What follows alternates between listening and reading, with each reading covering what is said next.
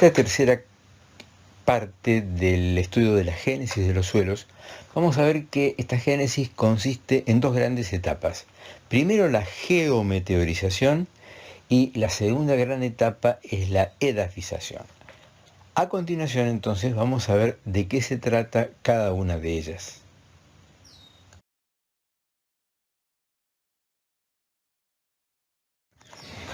Estas dos etapas entonces se haya constituida la geometeorización por la meteorización física y por la meteorización química, en la cual se logra, a partir de una roca consolidada, un material totalmente homogéneo verticalmente, caracterizado por su isotropía, es decir, es uniforme en toda su profundidad. En el caso de la edafización, al contrario, lo que se tiende es la anisotropía, es decir, a la estratificación de distintas capas de suelo a través de sucesivos horizontes. Y esta edafización consiste en la combinación de procesos formadores fundamentales y procesos formadores globales que se van a ver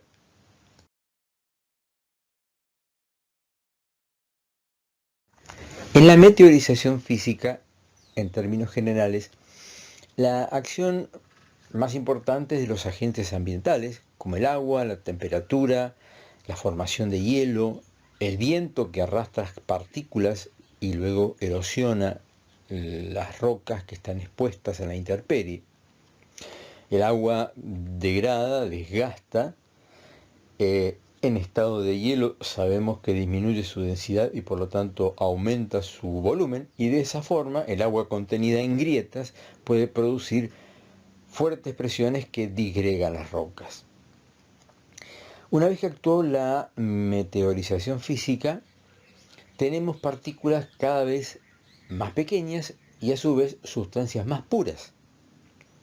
Sobre esas sustancias más puras entonces puede actuar la meteorización química a través de distintas reacciones que se muestran aquí en la pantalla.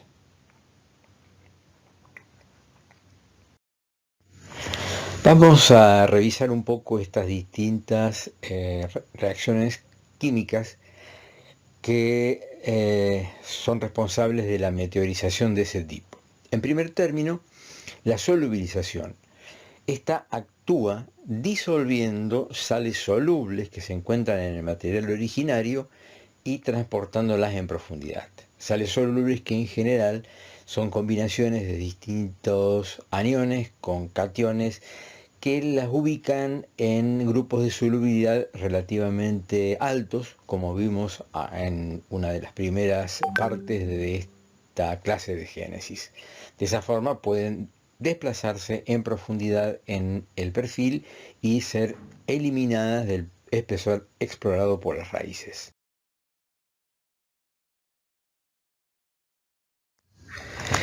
Mientras que en la solubilización no se produce un real cambio en la calidad del compuesto, sino simplemente se ioniza en su catión y anión formador.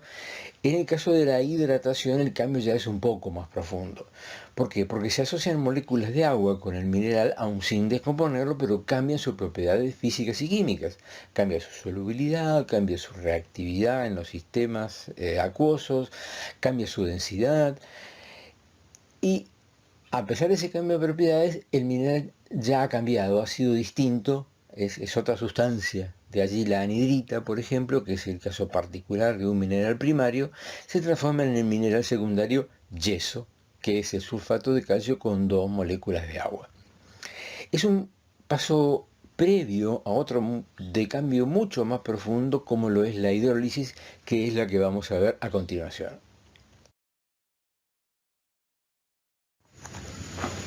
Una transformación más profunda que la solubilización es la hidrólisis, en donde iones básicos presentes en la estructura del mineral son reemplazados por protones. Ello produce un colapso de la estructura cristalina y la desintegración del mineral original o mineral primario.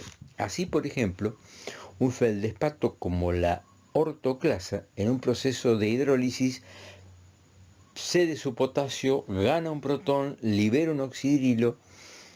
Ese compuesto resultante se reorganiza en una arcilla caolinita y esa arcilla a su vez puede sufrir un proceso de hidratación que la transforma en una arcilla muy semejante, con otras propiedades, pero denominada ahora aloicita.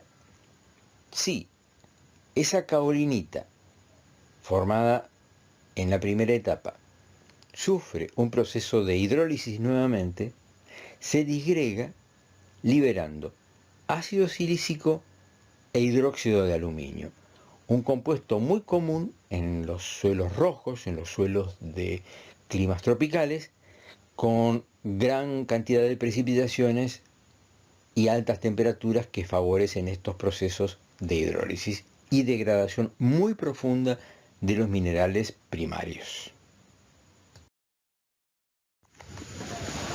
Otro componente importante de los procesos de meteorización química es la oxidación-reducción. Los procesos redox hacen que elementos en estado reducido, al ser oxidados por el oxígeno atmosférico y en presencia de suficiente cantidad de agua, son capaces de, al oxidarse, cambiar las estructuras cristalinas y alterar profundamente el mineral que se ha formado. De hecho, digamos, las formas reducidas de hierro, azufre, manganeso, al transformarse en sus formas oxidadas, alteran fuertemente los minerales, como se ilustra en la reacción que aparece más abajo en la diapositiva, en donde un sulfuro de hierro termina brindando un hidróxido de hierro más ácido sulfúrico, con la consecuente acidificación del ambiente en el cual ese proceso ha tenido lugar.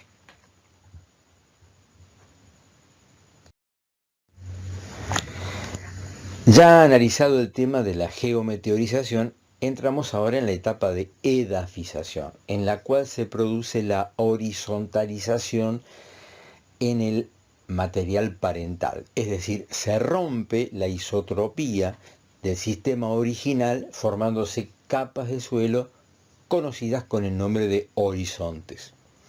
A este nivel actúan dos grandes niveles de procesos: los procesos formadores fundamentales y los procesos formadores globales.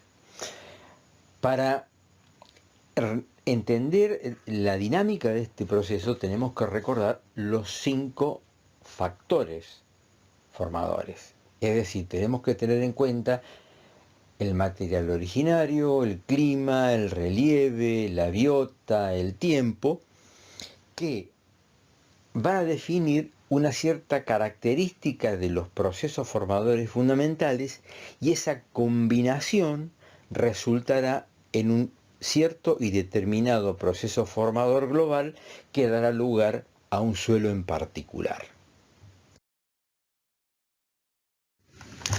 Entonces, para particularizar un poco más cada uno de estos grandes procesos, diremos que los procesos formadores fundamentales se dividen en 3 grandes grupos: la eluviación, la iluviación y la oxidorreducción.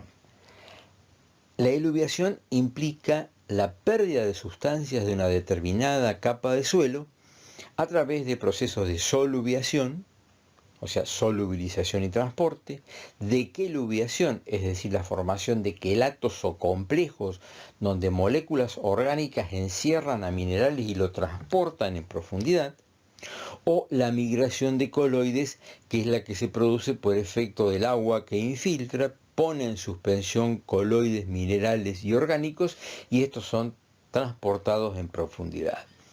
Todos los materiales que son transportados en profundidad van a parar a un horizonte subyacente, que es el que sufre el proceso de ganancia, conocido con el nombre de iluviación. Y en tercer término, la oxidorreducción es la que, a través de los cambios en las características redox de los distintos metales, favorece que haya mayor menor movilidad de ellos en el perfil de suelo. Esto en cuanto a los procesos formadores fundamentales. Los procesos formadores globales, que derivan, como les decía, de la combinación de los factores formadores y de los procesos formadores fundamentales, son esta larga lista que tenemos aquí: calcificación, descalcificación, laterización, podzolización, etc. Nosotros aquí vamos a desarrollar calcificación, descalcificación y argiluviación, y vamos a dejar para que ustedes analicen con un poco más de detalle en la bibliografía que les aportamos el resto de los procesos. Por ejemplo, la salinización, desalinización, solonización y solodización son toda una serie de procesos asociados a los suelos salinos y sódicos que veremos oportunamente. Bien, y para dar dos ejemplos de procesos formadores fundamentales, vamos a tomar la calcificación, descalcificación en primer término y la argiluviación en segundo. La calcificación, descalcificación se dice que ocurre cuando algún horizonte dentro del perfil de suelo contiene carbonatos de calcio y o magnesio en una mayor proporción que en el resto del material originario.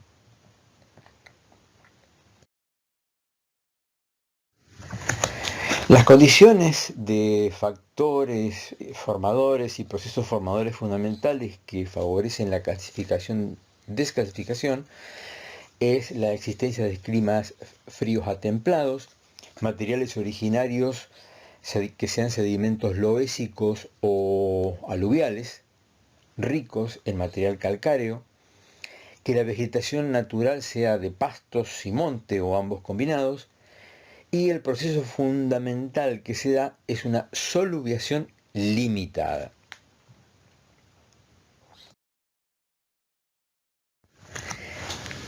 En la descripción de la génesis de este proceso fundamental vamos a partir de un material originario que es un loess franco-limoso con contenidos de carbonato de calcio entre el 5 y el 10%, uniformemente distribuido en la masa de ese material originario, que se encuentra sometido a un clima templado, semiárido a árido, lo cual conduce a una moderada o escasa acumulación de materia orgánica y una traslocación limitada de carbonatos alcalinos térreos que conducen a la descalcificación de parte del perfil y una calcificación a determinada profundidad. En este caso, que se ilustra, es la presencia de carbonato de calcio en el horizonte C, lo cual se indica en la nomenclatura del horizonte con la letra K, indicando que es un C